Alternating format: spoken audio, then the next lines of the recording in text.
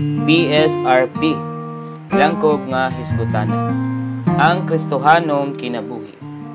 Simana 3, Uluhan, ang tiunay kahulugan o pinadayag sa sinagol nga igdihog, isip bala ang lana nga igdihog, hingpit nga hulagway sa sinagol, malangkobon sa tanan nga espiritu sa nahikay nga tulo usang Dios. Hingpit yung may kalabutan sa espiritu ang atong Kristohanong kinabuhi.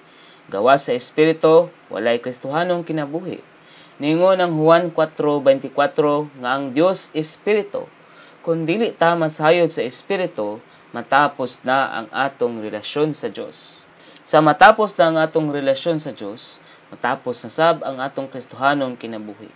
Ang pinadayag kalabot sa espiritu, mahinungdanon gyud kaayo diha sa Biblia. Ang luwan sa atong igsuon sa pagtudlo sa teolohiya, dili lang pagtudlo og teolohiya o biblikal nga mga doktrina, kundi pagpangalagad sa himsog nga mga pagtulunan kalabot sa tinuod nga Kristohanong pagkinabuhi. Ang tinuod nga Kristohanong kinabuhi hingpit gyung may kalabutan sa espiritu. Moadto ta sa talamdan niining mao nga morning revival. Doon na kini siya upat ka Roman numerals. Ang Roman numeral 1, 2 ug 3 may kalabutan sa pinadayag kalabot sa sinagol nga igdihog. Ug ang Roman numeral 4 mao ang kalabutan sa atong kasinatian. Ang Roman numeral number 1 may kalabutan sa matang sa sinagol nga espiritu. Unya ang Roman numeral number 2 kalabot ni siya sa igdihog sa sinagol nga espiritu. Unya ang Roman numeral number 3 pagkakumpleto sa sinagol nga espiritu, ug ang Roman numeral number 4 may kalabutan ni siya sa pag-aplikar nato sa sinagol nga espiritu. Karon moadto ta sa mga detalye niining mao nga talamdan. Ang Roman numeral 1 ingon, ang balaang lana nga igdihog nga sinagol nga igdihog nga lana sa oliba ug upat ka panakot nga gisakot sumala sa buhat sa tigsakot, hingpit nga hulagway sa espiritu ni Hesukristo. Sa sinagol, malangkobon sa tanan nga espiritong taghatag og kinabuhi sa nahikay nga tulo usang nga Dios. Naingon ni ana si Kristo sa pagkamatay ug pagkabanhaw niya. Ningon ang Exodo 30:22 ngadto sa 25. Labot pa, nisulti si Jehova ni Moises nga niingon, magkuha sab ka sa labing maayong mga panakot sa mira nga nag-agay 5 ka gatos ka siklo ug sa kanila nga mahumot ang katunga sa maong gidaghanon 2 ka gatos ug kalim-an ka siklo ug sa kalamo nga mahumot 2 ka gatos ug kalim-an ka siklo ug sa kasya 5 ka gatos ka siklo subay sa siklo sa balaang puloy-anan ug usa ka hina nga lana sa oliva ug himuon mo kini nga balaang lana nga igdihog mahumot nga igdihog nga gisakot sumala sa buhat sa tigsakot. Mahimo kining balaan lana nga igdihog. Ningon ang nota niini. Kining balaang lana nga igdihog nga sinagol nga igdihog nga lana sa oliba ug upat ka panakot hingpit nga hulagway sa espiritu ni Hesukristo. Sa sinagol malangkobon sa tanan nga espiritong taghatag o kinabuhi sa nahikay nga tulo usang Dios ug naingon ni ana si Kristo sa pagkamatay ug pagkabanhaw niya. Ang mga kahulugan sa mga sagol ning sinagol nga lanang igdihog mao kini. Uno, ang nag-agay nga mira nga panakot nga gigamit sa paglubong nagtimaan sa bililhong kamatayon ni Kristo. Ikaduha, ang humot nga kanila nga nagtimaan sa kahumot og pagkaepektibo sa kamatayon ni Kristo. Katulo, ang humot nga kalamo nga gikan sa tangbo nga nagtubo paitaas diha sa lamakan o lapukong dapit nagtimaan sa bililhong pagkabanhaw ni Kristo. Ang kasya nga gamit sa karaang mga panahon sa pang-abog sa gagmayng mananap ug mga bitin nagtimaan sa gahom sa pagkabanhaw ni Kristo. Ikalima, ang lana sa oliba nga gisagulan sa sinagol nga igdihog nagtimaan sa espiritu sa Dios nga sagulanan sa sinagol nga espiritu. Kay nagtimaan man ang numero 4 sa mga binuhat nga ang tao mao'y ulo ug nagtimaan ang numero 1 sa bugtong talagsaong Dios, nagtimaan ang upat ka panakot sa pagkatao ni Kristo diha sa kabuhatan sa Dios ug nagtimaan ang usa ka hin nga lana sa oliva sa bugtong talagsaong Dios lakip na sa pagkadiyos niya. Tungod ni ana ang panagsakot sa lana sa oliva sa upat ka panakot nagtimaan sa pagtapo, pagsagol sa Dios ug tao, sa pagka-Dios ug sa pagkatao diha sa sinagol nga espiritu. Gihikay ang lana sa oliva ug ang upat ka panakot pinaagi sa pagpuga o sa pagputol ba. Nagtimaan nga nahimong espiritu ni Kristo ang espiritu sa Dios pinaagi sa mga pag-antos ni Kristo. Labot pa ang takos sa upat ka panakot nga tulo ka tibuok nga tag 5 ka gatos ka siklo. Ang tunga-tungang 5 ka gatos ka siklo gitunga sa duha ka bahin. Nagtimaan sa tulo usang Dios diha sa pagkabanhaw nga ang ikaduha ang anak gitunga sa pagkamatay niya sa krus. Kay sa Biblia numero sa kaakuhan man ang 5 ka elemento sa sinagol nga igdihog ug ang tulo ka tibuok nga 5 ka gatos ka siklo sa upat ka panakot nagtimaan sa tulo usang Dios diha sa pagkabanhaw isip gahom kahimuan sa pagpangako. Kay may kalabutan man sa pagtukod sa Dios ang numero 3 ug 5 nagtimaan kining mga numeroha diha sa sinagol nga igdihog nga sa sinagol nga espiritu na elemento alang sa pagtukod sa Dios. Base sa gisgutan na nga mga kahulugan ang pagsagol sa upat ka panakot sa lana sa oliva aron mahimong lanang igdihog nagtimaan sa panagsagol sa gisgutan na nga mga elementos ug sa espiritu sa Dios pinaagi sa kaykayan sa pagpakatao, pagkinabuhi ingog tao, pagkalansang sa krus, pagkabanhaw ug pagkayab ni Kristo aron sa pagpalugwa sa sinagol nga espiritu alang sa pagtukod sa walay katapusang puloy-anan sa Dios. Ang letter A may kalabutan sa kaning A, B, C, D, E, F. May kalabutan ni siya sa pinadayag kalabot sa sinagol nga espiritu ug ang J maoy lakbit aser niini. Ang letter A may naghisgot siya kalabot sa kahulugan sa mga sinagol ni nga sinagol. Ningon ang A, ang mga kahulugan sa mga sagol ning sinagol nga lanang igdihog mao kini.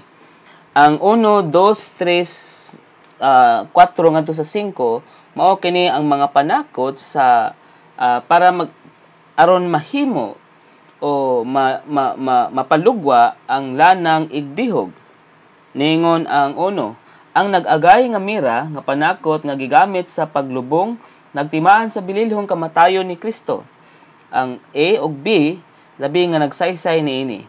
Gigamit sa ang mira isip pawala sa sakit sa pagpaminos sa kasakit sa kamatayon. Sa gilansang sa krus si Ginoong Hesus gihatagan siya bino nga gisagulag mira aron dili kaayo siya sakitan. Ang B, magamit sa ang mira sa pagtambal sa lawas kun dunay lain kini nga mga inagas.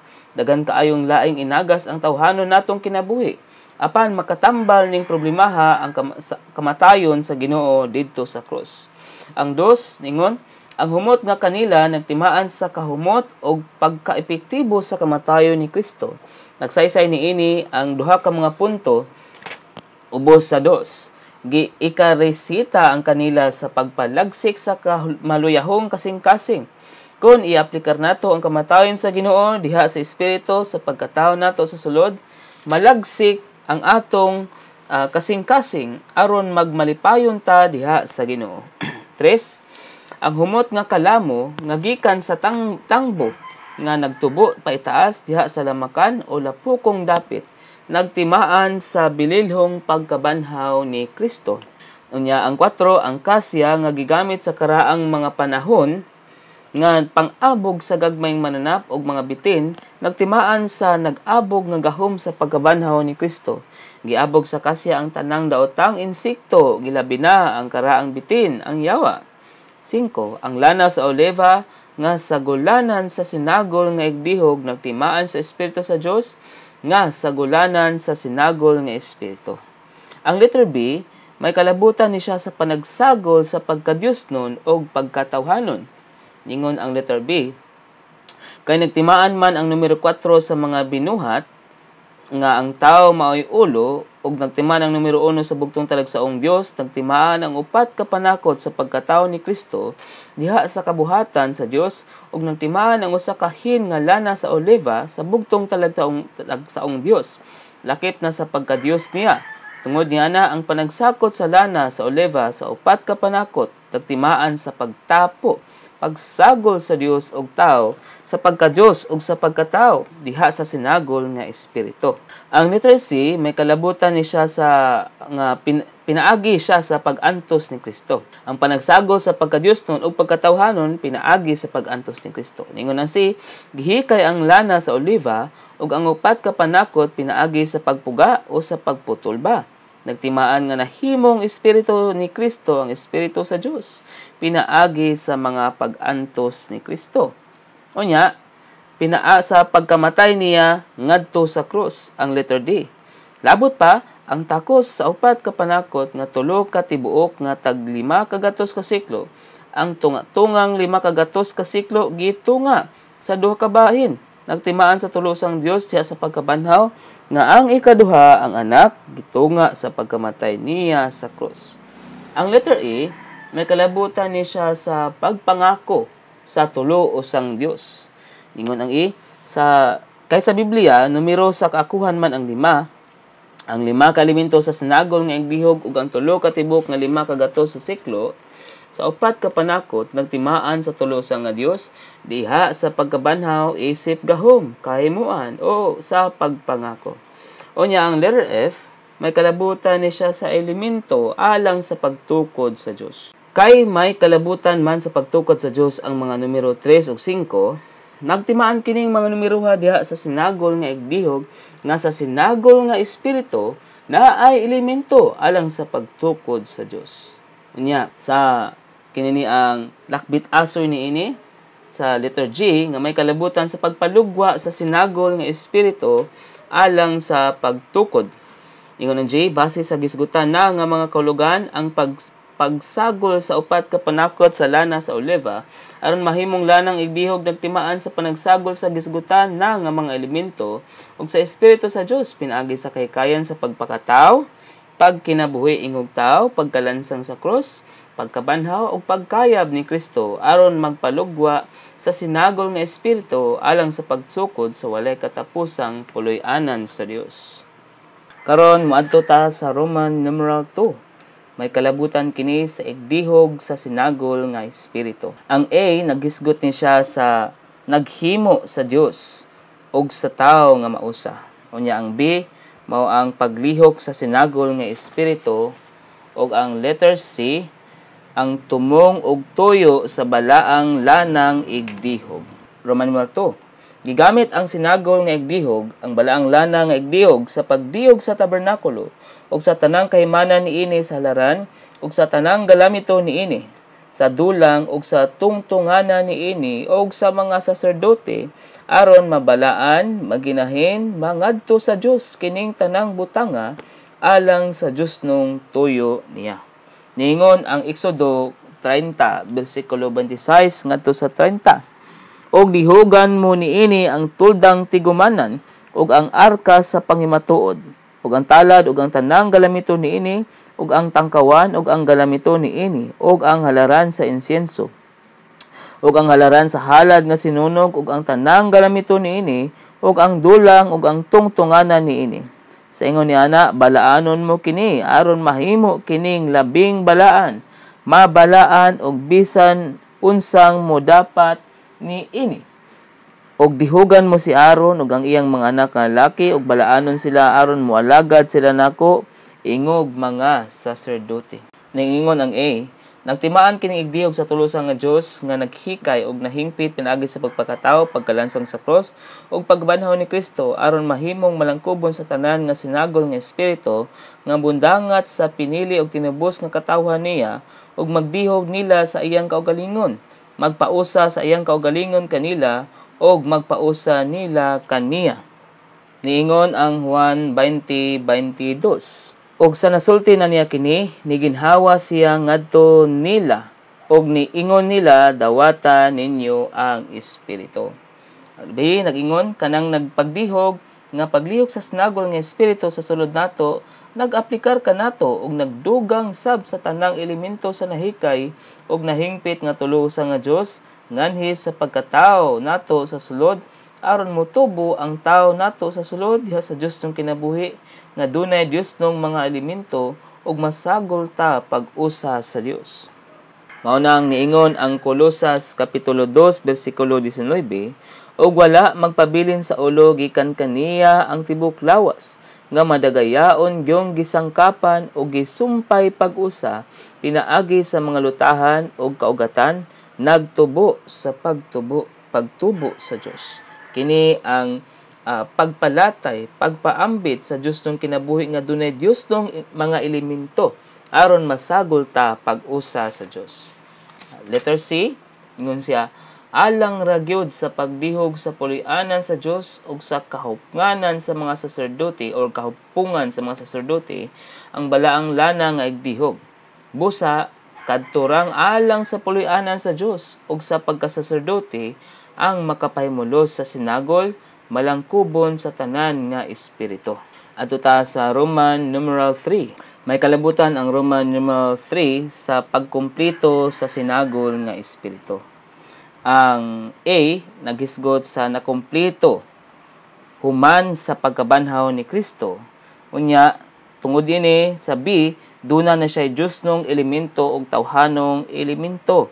Tungod dinhi makasangkap na siya sa lawas sa letter C. Sa Roman numeral 3, ang espiritu sa Dios nga gitiman-an sa lana sa oliva dili na lana lang kundi sinagulan or gisagulan na karon sa pila ka mga sagol. Kalabot nini niingon ang Juan 7:39 nga apan gisulti niya kini bahin sa espiritu nga hapit nang madawat sa mga nanuo ngadto niya kay wala pang espiritu kay wala pa man himayaa si Jesus.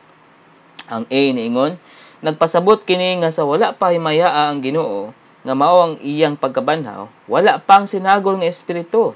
Sa pagkabanhaw na ni Kristo na kumplito ang pagkasagol kun pagsakot ni anang espiritu ha.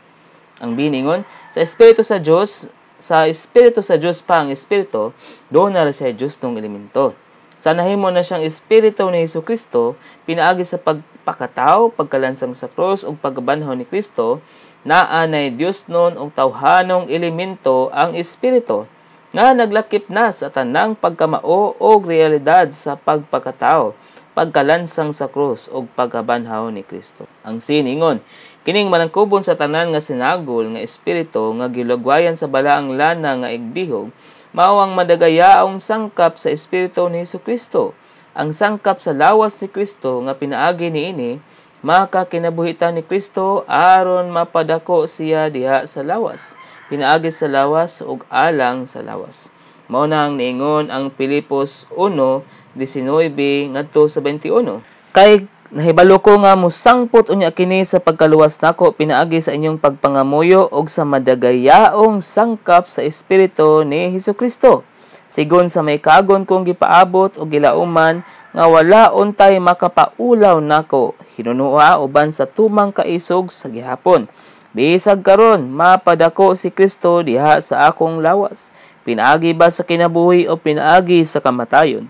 Kay alang nako ang paggabuhi maos si Kristo ug ang pagkamatay kaayuhan. Sa katapusan nga Roman numeral naghisgot kini sa pag-aplikar sa sinagol nga igdihog. Ningon kini, isip mga magtotoo, gidihogan na ta sa sinagol nga igdihog sa malangkubon sa tanan nga espiritu. Gisaysay sa Salmo 133:2 ang pagdaligdig sa lanang igdihog gikan sa ulo ni Aaron paingon sa iyang bungot ug unya sa sidsid sa iyang mga biste. Nang timaan kini nga gidihogan sa espiritu ang tibuok lawas. Ang A naghisgot ni siya sa pagsinati sa sukaranang sa pagkausa. Ug ang letter B naghisgot sa pagpalugwa sa pagkausa pinaagi sa pag-aplikar sa lanang igdihog. Ang iningon, ang sukaranan sa pagkausa maura ang nahikay nga tulo sa nga Dios nga balaang lana nga igdihog, ang sinagol nga espiritu nga giaplikar sa atong pagkatao. Unya ang binag-ingon aron mapintalan sa igdihog, mausa gyud ta sa iglesia. Natural dayon tang makapahimulos sa pag-aplikar sa lanang igdihog ug sa tanang elemento niini.